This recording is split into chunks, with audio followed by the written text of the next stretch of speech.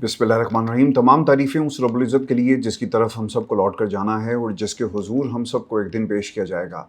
अस्सलाम वालेकुम नाज़रीन, मैं इरफान हाशमी लंदन स्टूडियो से आपको प्रोग्राम में खुशामदीद कहता हूँ। दोस्तों, आज 6 जुलाई है, दिन है पीर का और आज की हमारी ये पहली वीडियो है। सबसे पहले आज की अहम खबरें और चंद अहम सवालात। रज़ा डार को किसने गिरफ़्तार किया?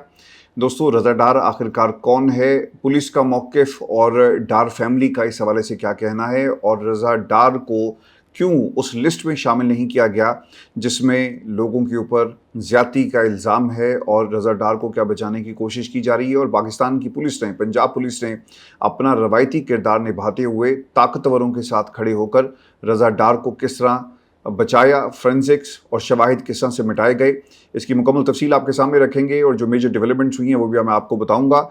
और मोटरवे पर दोस्तों एक और कत्ल, ये किसका कत्ल हुआ और इसका फोर्सेस से क्या ताल्लुक है, ये भी तफसील आपके साथ शेयर करेंगे। और फिर बॉस कौन है और ट्रंप का भी बॉस का जिक्र, ये दो डिफरेंट बॉसेस हैं जी, इनकी तफसील भी आपके सामने रखेंगे। और खामनाई की शहादत और ईरान का बदला लेने का ऐलान, डोनाल्ड ट्रंप ने जहां पूरी मुस्लिम दुनिया को धमकी दी, वहीं पर ईरान ने अब तैयारी कर ली है और कातलों का ताक़ुब किया जाएगा जिन्होंने आयतुल्लाह खामनाई को शहीद किया। ये ईरान का ऐलान है। और बदला कब, कैसे लिया जाएगा, ताक़ुब किसका किया जाएगा, इसका भी मुकम्मल हाल वाल आपके सामने रखेंगे। लेकिन व्यूअर्स, हमेशा की तरह तमाम सुनने और देखने वालों से दरखास्त है कि आप चैनल को ज़रूर सब्सक्राइब कर लें। लेकिन व्यूअर्स, सबसे पहले बात करेंगे लाहौर वाक़े की। और अब ये एक इंटरनेशनल इवेंट बनता जा रहा है क्योंकि इसमें पाकिस्तान के डिप्टी प्राइम मिनिस्टर का ख़ानदान इन्वॉल्व है।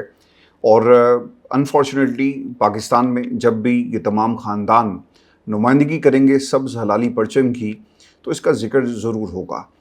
आपने बहुत कोशिश की कि पंजाब पुलिस को इस्तेमाल किया जाए, उन्होंने अपनी रवायती कार्रवाई करते हुए इस पूरे मामले को दबाने की कोशिश की। वहीं पर अब ये मामला भारत के अंदर भी डिस्कस हो रहा है। दोस्तों, DIG ऑपरेशन का जी एक इंटरव्यू है और मुनीर फारूक साहब ये कहते हैं कि ख़वातीन ने FIR में रज़ा डार पर जिनसी ज़्यादती का इल्ज़ाम नहीं लगाया, ताहम उन पर अगवा और दीगर संगीन जराइम के इल्ज़ामात हैं। अब DIG ने समर अब्बास को जो एक इंटरव्यू दिया और क्या कहा इस इंटरव्यू के अंदर, ये कुछ तफसीलात मैं आपके साथ शेयर करता हूँ, इस पर तफसील से बात होगी। इब्तदाई तहकीकात के मुताबिक ये पूरा मनसूबा एक 25 साला नौजवान ने बनाया। बाद में उसने अपने चंद दोस्तों को शामिल किया। फिर वो जगह जहां मुतासरा ख़वातीन को रखा गया, इससे मुतल्लिक अफराद भी इसमें शामिल हुए। इसके बाद एक मुबीना जराइम पेशा शख्स को भी शामिल किया गया और फिर इसने अपने मज़ीद साथी बुला लिए। यूँ ये एक मुनज़्ज़म गिरोह बन गया जिसमें हर शख्स का अलग किरदार था। 7 अफराद के बारे में बताया जाता है जी कि उनको गिरफ़्तार किया गया। बाज़ इतलात हैं कि 8 अफराद हैं मजमूई तौर पर जिनको गिरफ़्तार किया जा चुका और हर मुलज़िम के मुबीना किरदार की निशानदही की गई। मुतासरा दोनों ख़वातीन ने अपने एजाज़ी कौंसलर की मौजूदगी में मजिस्ट्रेट के सामने आज़ादाना तौर पर बयानात रिकॉर्ड करवाए, जिनकी रोशनी में तहकीकात आगे बढ़ाई जा रही हैं। पुलिस का मौक़िफ़ है कि ख़वातीन के बयानात, मेडिकल सैंपल्स, फोरेंसिक शवाहिद और दीगर दस्तयाब सबूत एक दूसरे की तायद करते हैं और इसी बुनियाद के ऊपर उन्हें यकीन है कि केस मजबूत है। उनके मुताबिक पहले दिन से तमाम कानूनी तकाज़े, जिनमें दफ़ा 164 के बयान, मेडिकल मुआयना और दीगर ज़रूरी कार्रवाइयाँ शामिल हैं, मुकम्मल की गई और तहकीकात में कोई कानूनी अगर कहा जाए कि गैप आपको नज़र नहीं आएगा। जब हमारे पास DIG साहब ये कहते हैं कि लोग गिरफ़्तार हुए, उनके फ़ोन से, दूसरे कॉन्टेक्ट से उनकी जो DPs डिस्प्ले पिक्चर्स हैं, तस्वीर और दीगर मालूमात निकाली गई, तो हमारे पास प्राइमरी सोर्स ऑफ इंफॉर्मेशन वो मुतासरा ख़वातीन थी जब वो हमारे पास बैठी थी और हम उन्हें गिरफ़्तार होने वाले अफराद की तस्वीर दिखा रहे थे, उनसे पूछ रहे थे कि इसका क्या किरदार था, उसने क्या किया, तो वो उनके नाम नहीं जानती थी। अब गौर कीजिएगा कि जो मंजरकशी DIG साहब ने की है, इस मंजरकशी का ताल्लुक़ उन तमाम ख़ानदानों से, उन तमाम लोगों से जो ताकत के नशे में कुछ भी करने को अपना एक वक़ार समझते हैं और कुछ भी करते हैं। वो क्या कह रहे हैं कि जो लोग उनकी निगरानी कर रहे थे, जो उन्हें एक कमरे से दूसरे कमरे में रखते थे, उनके नाम उन्हें मालूम नहीं थे, इसलिए उन्हें तस्वीर दिखाई गई। अब यकीन करें, जब वो मखसूस तस्वीर देखती थी तो शदीद ज़हनी दबाव का शिकार हो जाती, चीखने लगती और कहती थी कि उसने क्या किया, उसने जो निशानदही की उसके मुताबिक कितना जुल्म किया गया। उनसे सवाल हुआ कि ख़वातीन अगर मज़ीद कुछ दिन पाकिस्तान में रुक जाती तो क्या इन्वेस्टिगेशन के लिए ज़्यादा मददगार साबित ना होती। उनके मुल्क से चले जाने से क्या केस किसी मरहले पर कॉम्प्रोमाइज़ नहीं होगा? डीआईजी ने जवाब दिया कि ग्राउंड पर हमारे ऑफिसर्स मौजूद थे। 2 females SP operations Iqbal town Sidra, SP investigation Kent रहीला और दीगर अफसरान ने बड़ी मेहनत से इन खवातीन को पूरा कानूनी अमल समझाया।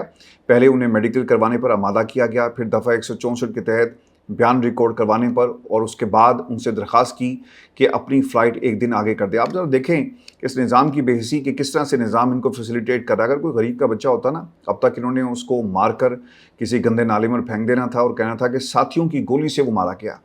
दोस्तों, इब्तदाई तौर पर वो ख़ुद को महफूज महसूस नहीं कर रही थी, ये कहना है डीआईजी ऑपरेशन का। मुतल्लिका सफारत खाने ने भी उन्हें हौसला दिया, जबकि हमारी फीमेल ऑफिसर्स ने भी बेहतरीन अंदाज में उन्हें कायल किया कि वो एक दिन मज़ीद रुक जाएं। हमारा भी यही मौक़िफ़ था कि जितना ज़्यादा वो रुकेंगी उतना ही इन्वेस्टिगेशन के लिए बेहतर होगा।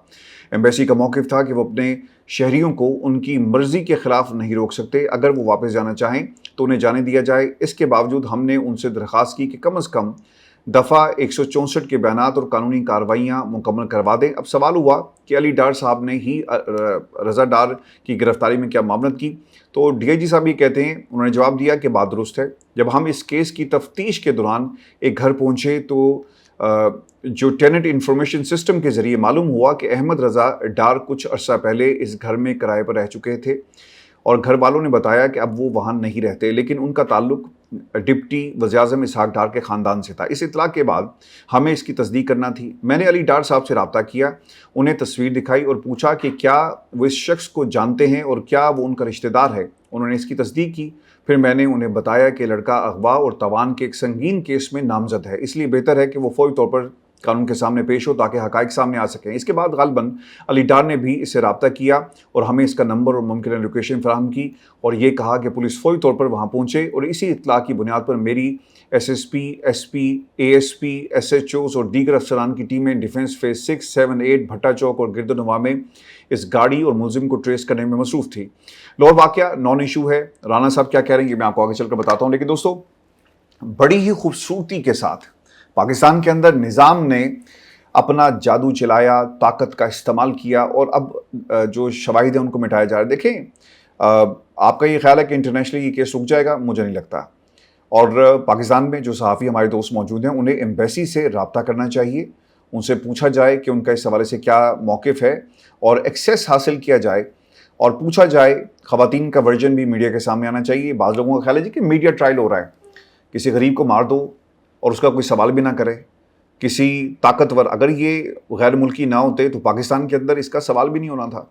इन्होंने कार्रवाई करनी थी, एक साहब ने प्रेस कॉन्फ्रेंस करनी थी। देखिए, ये दुनिया ना गुंबद की आवाज़ है। जितना जुल्म हुआ है, सीसीडी ने जितना जुल्म किया, जब आप मासूमों को मारते हैं ना और मासूमों को अपनी ताकत की भेंट चढ़ा दें पैसे लेकर। 9 मई में क्या हुआ, लोगों ने अपने स्कोर सेटल किए कि भाईजान ये भी वहाँ पे मौजूद था, ये भी वहाँ पे मौजूद था। लोगों की ज़िंदगियाँ बर्बाद हो गई। इसका 9 मई से कोई ताल्लुक नहीं था, लेकिन लोगों ने अपना स्कोर सेटल किया। हर इलाके के अंदर, हर थाने में आपको ऐसे केसेस मिलेंगे जो लोग अपने स्कोर को सेटल कर रहे थे, अपनी दुश्मनी को तस्कीन पहुँचाने के लिए लोगों के नाम लिए जा रहे थे। सीसीडी के अंदर भी बहुत सारी ऐसी एग्जाम्पल्स लोग ये बताते हैं कि लोगों ने पैसे देकर पुलिस मुकाबले करवाए, दुश्मनियाँ पाली और उन दुश्मनियों की भेंट चढ़ा दिया और आलाकार कौन बना। आपने सिस्टम को, जब चेक एंड बैलेंस नहीं होता ना कि किसी को भी उठाओ मार दो साइड पे हो जाओ, तो लोग फिर उसे अपनी ताकत समझ लेते हैं और फिर इसी तरह फसाद बर्पा होता है। लोगों को मालूम है कि यार हम जिस मर्ज़ी को उठाएं मारें, एक हमने एफआईआर दर्ज करनी है और हमने कहना है, और एक पैटर्न है कि फ़लाँ हम उसे निशानदही के लिए लेकर जा रहे थे, आला कत्ल बरामद करवाने के लिए। रास्ते में उसके साथियों ने फायरिंग की और जवाबी फायरिंग में वो बंदा जो है उसके साथी ज़ख्मी हुए और वो भागने में कामयाब हो गए, जबकि जो मुलजिम है वो अपने ही साथी की गोलियों से मारा गया। आपको ना एक ही पैटर्न मिलेगा। लेकिन दोस्तों, अब ये हुकूमत फंस चुकी है। कुछ दिन पहले जब मरियम से सवाल हुआ ना कि आपको लगता है कि आप अदालतों के चक्कर लगाएंगी, देखें ये दुनिया गुंबद की आवाज़ है। आपने जितना जुल्म किया, आपके खिलाफ केसेस कितने हैं। ये सीसीडी का जो केस है ना, इनके गले पड़ने वाला है बहुत जल्दी, आप देख लीजिएगा। क्योंकि मजलूम को जब आप मारते हैं ना और किसी की आप आह लें और बाद में पता चलता है कि यार वो तो इस पूरे केस के अंदर सिर्फ एक मोहरा था, असल तो कोई और मास्टरमाइंड निकला। बहुत सारे ऐसे वाक़यात हैं। माँ उसकी चीख रही है सरगोदे में जिसको मारा गया कि मेरे बेटे का कुछ लेना देना नहीं था, मालकान नीचे बैठे हैं, एक बच्ची को ऊपर ले जाया गया, किसी ने ये सवाल ही नहीं किया कि तुम ऊपर लेकर गए हो, اس کا کیا تعلق ہے, اور اس کو راستے سے ہٹا دیا گیا. کوئی پنچایت نہیں لگائی گئی اور کوئی عدالت کے اندر فرینزک نہیں ہوتا, اور باقاعدہ پولیس نے اپنے ہاتھوں میں قانون کو لے کر اب جو سوال ہے نا کہ اس کے ساتھیوں سے چھڑوانے کے لیے آئی, یار وہ کتنا بڑا ڈاکو تھا کہ جسے چھڑوانے کے لیے اس کے ساتھی پہنچ گئے اور پولیس سے انہوں نے لڑائی کی, فائرنگ ہوئی اور وہ اپنے ہی ساتھیوں کی گولی سے مارا گیا. تو یہ جو خون ہے نا, خون یہ آپ کا تعاقب کرے گا, اور آپ سب اس نظام کے اندر برابر کے شریک ہیں. کوئی ڈی آئی جی ہو, کوئی آئی جی ہو. دیکھیں پاکستان میں طاقتوروں کو بھی سوچنا چاہیے کہ جس طرح سے ان تمام لوگوں کو لائسنس ٹو کل دے دیا گیا, آپ جو مرضی کریں, اور پھر ایک بلا کو آپ نے بنا دیا ہے, اور وہ بلا کیا کری ہے, وہ لوگوں کے بچے کھا رہی ہے. رانا ثناء اللہ, آپ یقین کریں یہ وہ لوگ ہیں جن کا جمہوریت سے کوئی تعلق نہیں ہے. رانا ثناء اللہ کو پاکستان کی عوام نے تو ووٹ نہیں دیا, یہ ہارا ہوا ہے. یہ ماضی کے اندر پیپلز پارٹی کے پلیٹ فارم سے مریم نواز کے بارے میں کیا گفتگو کیا کرتا تھا, اور پیپلز پارٹی کے پلیٹ فارم سے نون لیگ کو کس طرح سے ایک محاذ بنا کر اس نے آڑے ہاتھوں لیا. آج وہ اسی نون لیگ کے گھر کی رکھوالی کر رہا ہے. کیسے, سنیں ذرا. لاہور واقعہ جی نان ایشو ہے, زبردستی ایشو بنایا جا رہا ہے. رضا ڈار نے سوچا ہوگا کہ خواتین کو پاکستان بلا کر ان سے پیسے نکلوائے جائیں, جسے معاملہ مس ہینڈل ہوا کہ اس کو جان بوجھ کر اسحاق ڈار تک لانے کی کوشش ہو رہی ہے. اور بھائی کوئی اگر لے کر آیا, ڈی آئی جی کی گفتگو سن لو کہ 25 سال کے نوجوان, نام لو کہ 25 سال کا نوجوان کون تھا, کس کے پیسے تھے, $5 لاکھ کہاں سے آئے, کس کی انویسٹمنٹ تھی. اچھا یہ دیکھیں, یہ جو بچے ہیں نا, ان کے امیروں کے بچے, آپ یقین کریں مجھے نا ان سے نفرت پہلے بھی تھی, آج مزید نفرت ہو گئی. وہ اس لیے کہ دوستو میں نے ان کے رنگ دیکھے ہیں لندن کے اندر, ان کے بچے, ان کی گاڑیاں جو یہ استعمال کرتے ہیں, ان کا آنا جانا, ان کا لائف سٹائل, جس طرح سے لندن کے اندر پاکستان کی عوام جو وہاں پہ جب ان کو دیکھتی ہے تو وہ سوال کرتی ہوگی نا کہ یار ہمارا کیا قصور ہے کہ ملک کے اندر طاقتوروں کے ساتھ مل کر حکومت کر رہے ہیں, جب ان کا وقت ختم ہوگا یہ بھاگ جائیں گے اور آ کر لندن میں رہیں گے. ان کی عیاشیاں, ان کے گھر, ان کے پہناوے, ان کے دکھاوے, ان کے علاج, ان کے برطانیہ میں بیٹھ کر جو انہوں نے پوری کیمپائر بنائی ہوئی, آپ ذرا دیکھیں اس کو, اور ان کی جس طرح سے شادیوں پر جو پیسہ لٹاتے ہیں, آپ کو یقیناً پاکستان میں عام آدمی سے نفرت کرتا ہے. وجہ کیا ہے کہ غریب کا بچہ پولیس مقابلے میں پار ہو جاتا ہے, امیر کا بچہ وہی پولیس اس کو تحفظ فراہم کرتی ہے. لیکن دوستو آپ نے اس ایشو کو مرنے نہیں دینا. جو لوگ کہتے ہیں نا کہ جناب ایشو نہیں تھا, یہ ڈار صاحب تک آپ ایشو کو لے کر آ رہے ہیں, آپ کے خاندان کا بچہ ہے, آپ اس بچے کو یا تو سی سی ڈی کے حوالے کریں. اور پھر انہوں نے کہا جی کہ سی سی ڈی کا جی کیس نہیں بنتا. وہ یار ان کی عزت کے ساتھ کھیلا گیا, زیادتی ہوئی ان کے ساتھ, اور 7 سے 8 لوگوں کو آپ بقول آپ کے آپ نے گرفتار کیا ہوا ہے. ہر بندے کا ایک رول تھا. ہاں زیادتی یہ کرے گا, پیسے یہ مطالبہ کرے گا, اور تشدد یہ کرے گا, پہلے ایک کے ساتھ کرے گا پھر دوسرے کے ساتھ کرے گا. یہ ڈی آئی جی صاحب ہمیں بتانا چاہ رہے ہیں کہ ہر بندے کا ایک رول تھا. یعنی یہ فلم کی شوٹنگ چل رہی ہے, ہر بندے کو ایک رول دے دیا گیا, ڈرامہ اسکرپٹ ہے, ہر بندے کو بتا دیا گیا, جیسا پاکستان میں سیاسی ایک اسکرپٹ دے دیا جاتا ہے اور وہ اس کے اوپر کچھ کردار کام کرتے ہیں. تو ہمیں ڈی آئی جی صاحب یہ بتا رہے ہیں کہ ایک باقاعدہ ایک رول تھا. وہ 25 سال کا نوجوان کون ہے, اسے پوچھو کہ پیسہ کہاں سے آیا, لیکن یہ سوال وہاں نہیں ہوگا. دوستو کیا واقعی یہ واقعہ نان ایشو ہے؟ آج کل عمومی طور پر ایسے کیسز میں اگلے ہی روز فل فرائی کی اصطلاح چل رہی ہے, ٹھیک ہے نا, فل فرائی کر دیا. یعنی مریم نواز کی بنائی گئی سی سی ڈی ملزم کو فل فرائی کرتی ہے جو بھی اس قسم کے کیسز میں ملوث ہوتا ہے. دوسرا, کیا اسحاق ڈار کو اس میں ملوث نہیں کرنا چاہیے یا ان کی انکوائری نہیں ہونی چاہیے؟ 164 چونکہ لڑکیوں کے بیان کے بعد یہ واضح ہو گیا کہ ملزم رضا ڈار نے اپنا اثر و رسوخ استعمال کرتے ہوئے ان کے ویزے لگوائے. فورن آفس ویزے لگاتا ہے. کیا اسحاق ڈار ویزا وزیر خارجہ نہیں ہے؟ دیکھیں اس میں اس کو ملک میں بلانا یہ تو نہیں ہو سکتا. کیا 2 خواتین آپ کی تحویل میں اور ان کے ساتھ زیادتی ہوتی ہے؟ وہ بندہ کھڑا ہو سکتا تھا نا کہ اگر وہ واقعی معصوم ہوتا کہ یار یہ تم کر کیا رہے ہو, ہم نے تو پیسے ان سے نکلوانے ہیں, طاقت کا ہم استعمال کریں. لیکن اس کا بھی ایک طریقہ کار تھا. جس کے پیسے ڈوبے اس نے بدلہ لیا, انہوں نے کہا بچ کے نہ جانے پائے, جو ہم لوٹ سکتے ہیں ہم لوٹیں, اور ظالموں کے ہاتھ میں جو کچھ آیا انہوں نے لوٹنا شروع کر دیا. یہ پاکستان میں اقتدار ہے, یہ پاکستان میں اقتدار کے اوپر قابض خاندان ہے. آج جمہوریت کا یہ جو لوگ بول بالا کرنے کی کوشش کرتے ہیں, اس کی حقیقت ان کا بھیانک چہرہ کیا ہے؟ دوستو کسی کو کوئی فائل بنانے کی ضرورت نہیں پڑی. یہ قانونی قدرت ہے کہ جو آپ اس دنیا میں کرتے ہیں نا, آپ کو اس کا صلہ دنیا میں ہی ملنا شروع ہو جاتا ہے, اور دنیا میں یہ صلہ ان لوگوں کو ملا. اور انفارچونیٹلی پاکستان میں ان تمام بچوں کے جو اسکینڈلز ہیں نا وہ بھی ڈالرز میں نکلتے ہیں. تو یہ کس طرح سے پاکستان کے لیے کچھ کریں گے یہ پاکستان کے لیے کبھی بھی خیر خواہ نہیں ہے، اور فی الفور ان تمام لوگوں کو استعفیٰ دینا چاہیے۔ بلکہ اس میں کچھ لوگوں کا تو یہ بھی خیال ہے کہ ڈی آئی جی آپریشن نے مل کر اپنے محکمے کے ساتھ، اپنے لوگوں کے ساتھ، چونکہ آپ کسی کو بھی فارغ کر سکتے ہیں، آپ کے پاس اختیار ہے، آپ صاحب اختیار ہیں، آپ نے اس پورے کیس کے اندر اپنا کردار ادا کرتے ہوئے تمام چیزوں کو مٹانے کی کوشش کی ہے۔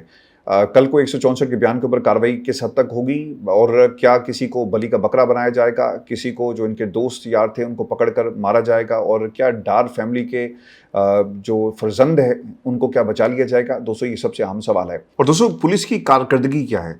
تحریک انصاف کے جی ایک ایم پی ہیں شیخ امتیاز محمود صاحب، انہوں نے پنجاب اسمبلی میں گفتگو کرتے ہوئے کہا کہ ہمیں کلر کہار میں گرفتار کیا گیا، میرے ساتھ یاسر گیلانی اور عبدالکریم سمیت 5 لوگ تھے، ٹویٹر پر خبریں چلی، سارا ریکارڈ ہمارے پاس موجود ہے، 7 بجے تک ہمیں حراست میں رکھا گیا، 6 بجے ہمیں تھانہ کلر کہار لے جایا جاتا ہے، وہاں سی سی ٹی وی لگا ہوا ہے، ریکارڈ منگا کر آپ چیک بھی کر سکتے ہیں، جب ہم نے ریکارڈ مانگا ہمیں نہیں دیا گیا، اور وہاں سے مجھے کہا جاتا ہے کہ آپ چلے جائیں، ایم پی اے ہیں، میں ڈرائیو کی ٹکٹ لیتا ہوں اور اس کا بھی ریکارڈ موجود ہے۔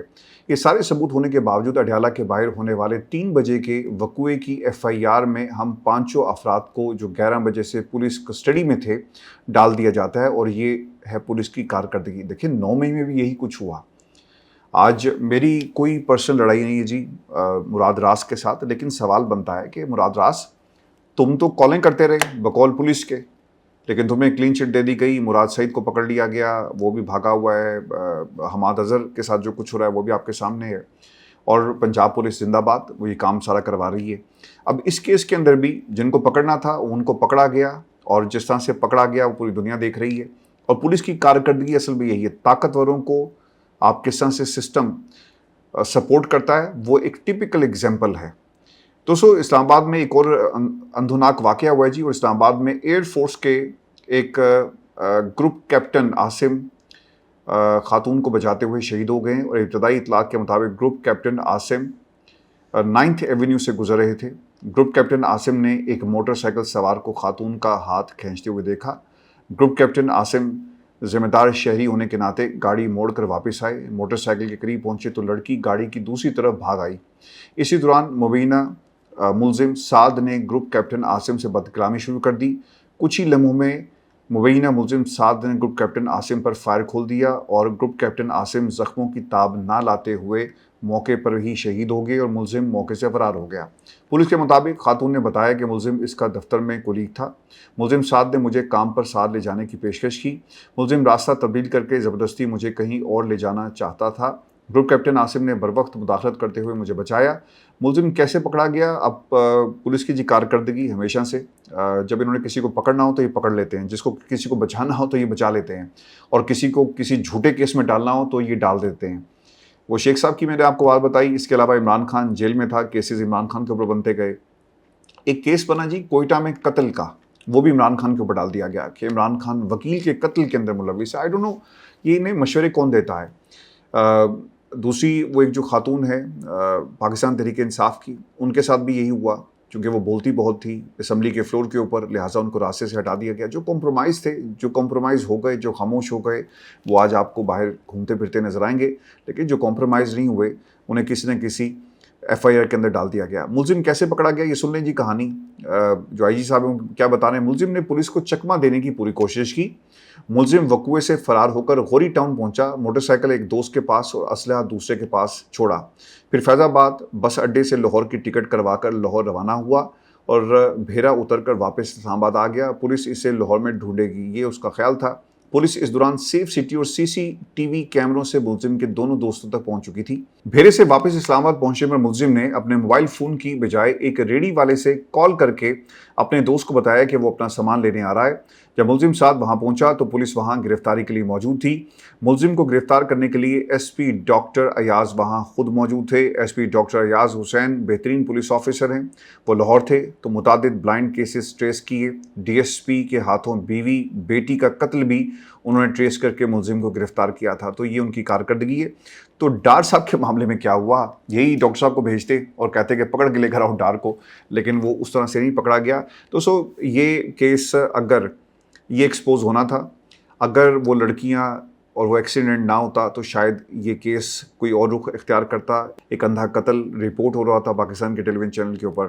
آج ایک نا دوست کی آبزرویشن بڑی زبردست تھی، اور جو لوگ اس پریس کانفرنس کے اندر موجود تھے ان کے بقول جتنے بھی کرائم رپورٹرز ہیں، ایک بہترین آپ کے پاس پلیٹ فارم تھا. آپ اپنے سوالات سے آپ ڈی آئی جی آپریشن کو ٹف ٹائم دے سکتے تھے، لیکن آپ نے ایسا نہیں کیا. وہاں پر لوگ اپنا سکور سیٹل کر رہے تھے، کسی کو نوکری کا مسئلہ تھا، ٹھیک ہے اس کے اوپر آواز اٹھانی چاہیے، لیکن اپنے سوالات کے ذریعے ڈی آئی جی آپریشن کو مکمل طور پہ ٹف ٹائم دیا جا سکتا تھا. لیکن دوستو ایسا نہیں ہوا. اور دوستو آپ کو خبر یہ بھی دیں کہ نہال ہاشمی صاحب کا جی ایک کلپ اس وقت سوشل میڈیا کے اوپر وائرل ہے. یہ وائس چانسلر ہیں جی، اور چانسلر صاحب جو ہیں وہ کیا کر رہے ہیں، وہ کس قسم کی گفتگو کر رہے تھے، یہ میں آپ کے سامنے رکھتا ہوں. لیکن اس سے پہلے میں آپ کو بتا دوں کہ نہال ہاشمی ان لوگوں میں سے ایک ہیں جنہیں کبھی بھی ایون فیلڈ اپارٹمنٹ کا ایکسیس نہیں ملا. کہ نواز شریف صاحب سے ان کی بیماری کے دنوں میں جب لندن آئے تو ان کو ایکسیس نہیں دیا گیا، بلکہ ہاتھ میں لایا اور کہا گیا کہ حسین نہال ہاشمی، اشارہ صرف کیا تھا، اور اس کے بعد ان کی ملاقات ہوئی. اور پھر کیا کہانی تھی وہ آپ کے سامنے ہے. نہال ہاشمی صاحب پاکستان کی عدلیہ کے اوپر بولتے رہے، اور ان کو اوبویسلی اس کی سزا بھی ملی. اور پھر اس سزا کے بعد کراچی میں سندھ کے اندر جو ان کی لاٹری نکل آئی، اور پھر انہیں گورنر سندھ جو ہے وہ لگا دیا گیا. اب یہ کتنے بڑے لیڈر ہیں اور ان کا کیا مقام ہے، ان کی گفتگو اور کس قسم کی گفتگو کر رہے تھے، یہ ذرا ملاحظہ کریں. اور پھر حبیب جالب کا ایسے ہی لوگوں کے بارے میں کیا کہنا تھا، یہ بھی آپ کو سنائیں گے. گورنر سندھ نہال ہاشمی نے طلباء سے پوچھا جو مجھے اپنی شادی میں بلائے گی، یعنی وہاں پہ بچیاں بیٹھی ہوئی تھی اور اس بدتمیزی کے ساتھ یہ بندہ بات کر رہا تھا. آئی ایم ریئلی سوری، مطلب اس شخص کو فوری طور پر اس کرسی سے ہٹا دیا جائے. جیسے یہ نہیں پتا کہ بہن بیٹی کہ کس طرح سے مخاطب کیا جاتا ہے، کیا آپ کہہ کر پکاریں گے. وہ کیا کہہ رہا ہے، گورنر نہال ہاشمی کہتا ہے جی کہ مجھے اپنی شادی میں کون بلائے گا، بیٹیوں سے ایسے بات نہیں کرتے. اور وہ بھرے مجمع میں روسٹم پہ کھڑا ہو کر انویٹیشن کی تلاش میں تھا. مفت کھانا کھانا ہوگا. آپ جیسے لوگوں کے لیے تجزیہ بھی اسی قسم کا ہونا چاہیے کہ مفت خوروں کو روٹی منہ کو لگی ہوئی ہے، کوئی ملک کھا رہا ہے، کوئی شادیاں کھا رہا ہے، کوئی دعوت کی تلاش میں ہے کہ کوئی مجھے بلائے گا.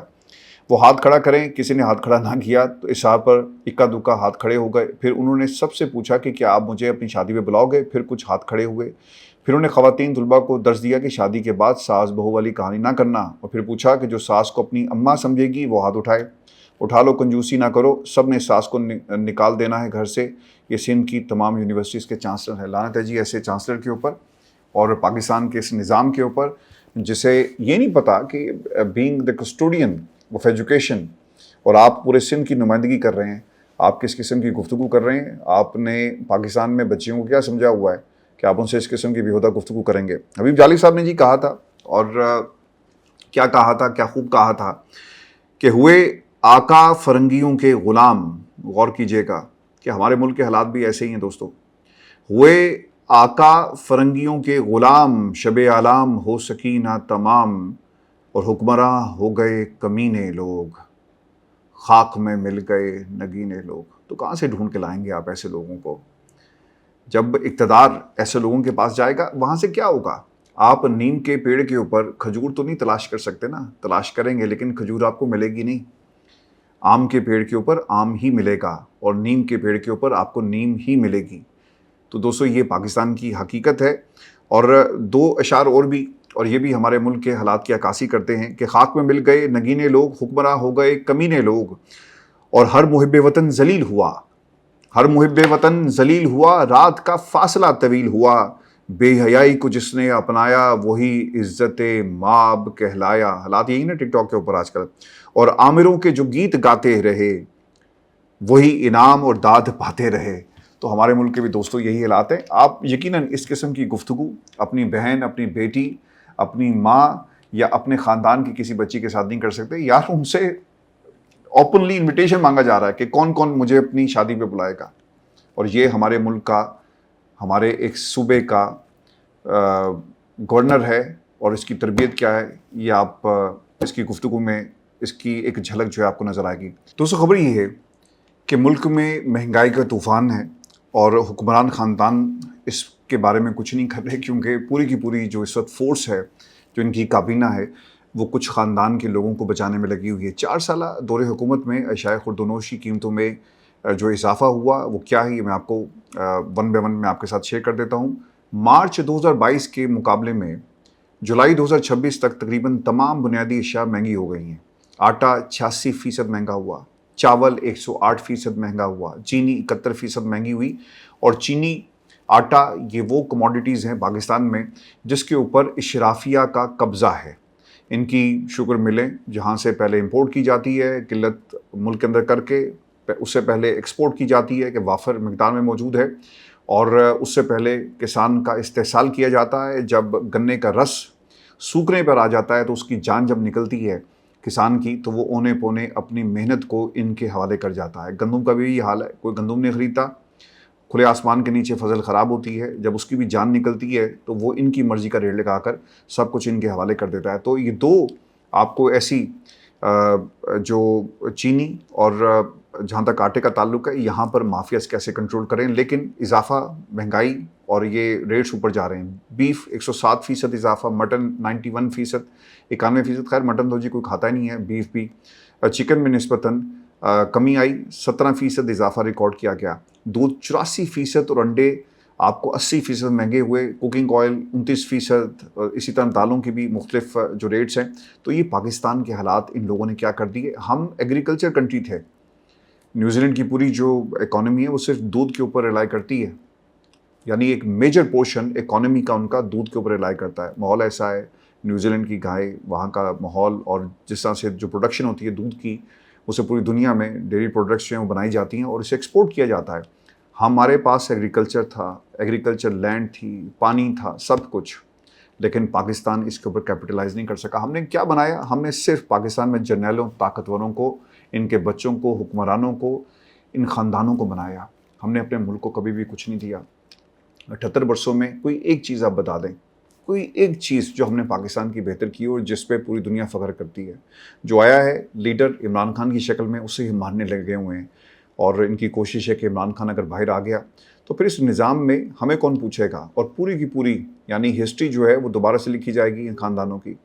دوستو، اعداد و شمار کے مطابق 4 برسوں کے دوران بنیادی اشیاء ضروریہ کی قیمتوں میں نمایاں اضافہ ہوا، جس سے عام شہری کی زندگی اور گھریلو بجٹ میں کافی زیادہ آپ کو دباؤ نظر آئے گا۔